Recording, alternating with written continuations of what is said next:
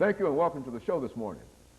The topic this morning is Delta Sigma Theta, and we are fortunate to have with us two members from the Delta Sigma Theta sorority to talk about that organization.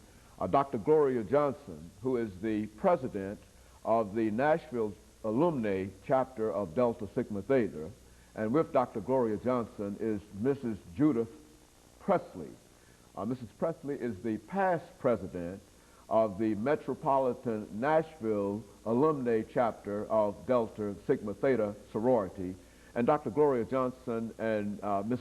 Presley, let me welcome both of you to the show this morning to talk about this very, very important organization, Delta Sigma Theta sorority. Dr. Johnson, let's start off with you and to get the same information from Ms. Presley, to have the two of you give us some information about your background, your education, and then we'll get into the topic, Delta Sigma Theta sorority, and talk about that organization. Let's start off with you, Dr. Johnson. Okay, thank you, Dr. Haney. I'm a native Nashvilleian. I grew up through the schools of Nashville, Metropolitan Nashville, and I attended Tennessee State University, where I became a member of Delta Sigma Theta sorority at that time. I then went on to graduate school at the University of Illinois and the University of Tennessee, and right now I'm head of the Department of Languages, Literature, and Philosophy at Tennessee State University. Very good. Mrs. Presley. Thank you. I am a native of Lexington, Tennessee in Henderson County, and I'm a graduate of Tennessee State University with both my BS and my MS degree in psychology. And presently I am a graduate student at Peabody College of Vanderbilt University in the Department of Special Education. Very good. You know, I think, Dr. Johnson, when we talk about fraternities and sororities and similar kinds of service organizations, I think many people will identify the Delta Sigma Theta organization primarily with historical black colleges or historical black institutions. Let's have you and Mrs. Presley this morning to give our audience some information not only about the establishment of the Delta Sigma Theta sorority as an entity, but also about some of the chapter activities that the two of you have been involved in. Let's start with you, Dr. Johnson, and of course Mrs. Presley will give us the similar kind of information. Okay. Delta Sigma Theta, as with some other organizations, is part of the general club movement, a black women's club movement that started at the early part of this century of the 1900s. Delta Sigma Theta was founded on January 13, 1913 at Howard University. It was founded by 22 young women who were students at Howard at that time, who were anxious to become more involved in social action, in public service. And they formed the organization with the Greek letters because they saw the Greek letters and the Greek life as the kind of superior life that of the scholar that they wanted to model themselves from. They also were very active in activities, and one of their first advisors was Mary Church Terrell, who we all know from an activist of the early 1900s, and she helped them to become more involved. One of their first actions was to be involved in the march down Pennsylvania Avenue, which was really part of the suffrage movement at that time. And they were very excited about that and carried the banner of Delta Sigma Theta aloft in that march. And today, Delta Sigma Theta has 185,000 plus members with 850 chapters across the United States as well as foreign countries. And so it's a very, very significant organization. Not only when we generally think about it, we think in terms of historical black colleges and that it might be confined to those institutions, but you're saying that there are 185,000 plus people who are members of this organization scattered throughout the world, I would imagine. That's right. And we're not confined to historically black colleges and universities, although many of our chapters are on those campuses, and the movement is a movement of the organization is an organization of college-educated women. We have chapters at all kinds of universities in the country now, and as well as alumni chapters. Those are the chapters that those persons who have finished college go into after we've finished our matriculation at college, or some members actually join through the alumni chapters.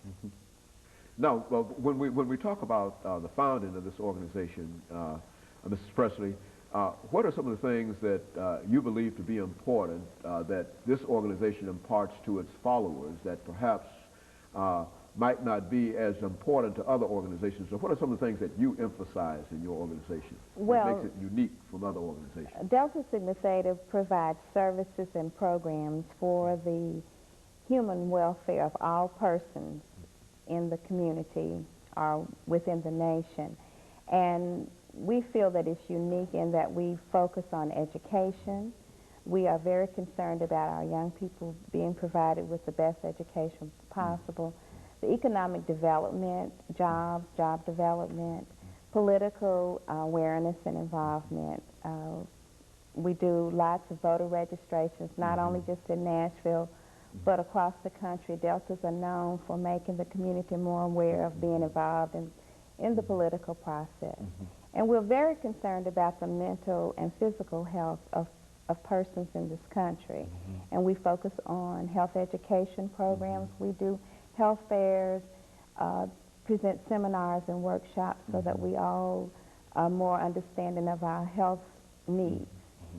These programs or these emphases help us to develop our programs locally in our community as well as being our national thrust.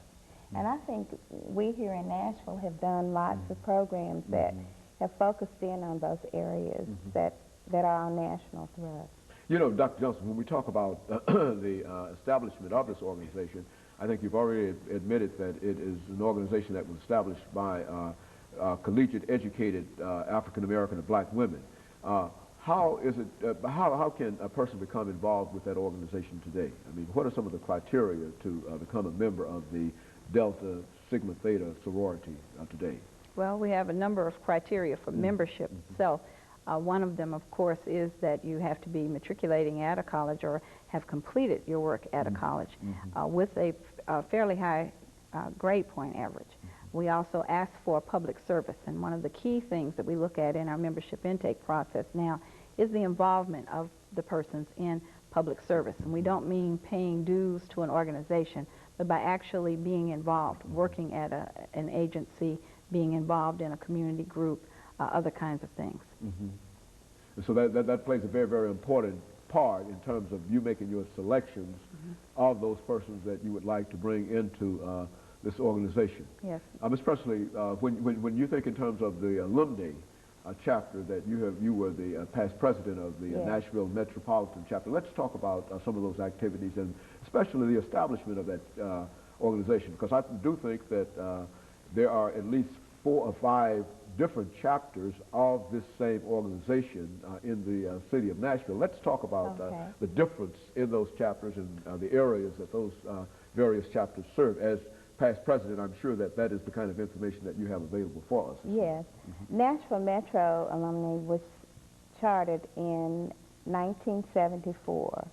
About 12 students who were matriculating at Meharry Dental and Medical School decided that they wanted to become involved in Delta Sigma Theta and felt that they needed a unique alumni chapter at that particular time to provide community service in this community. So they petitioned and the chapter was established.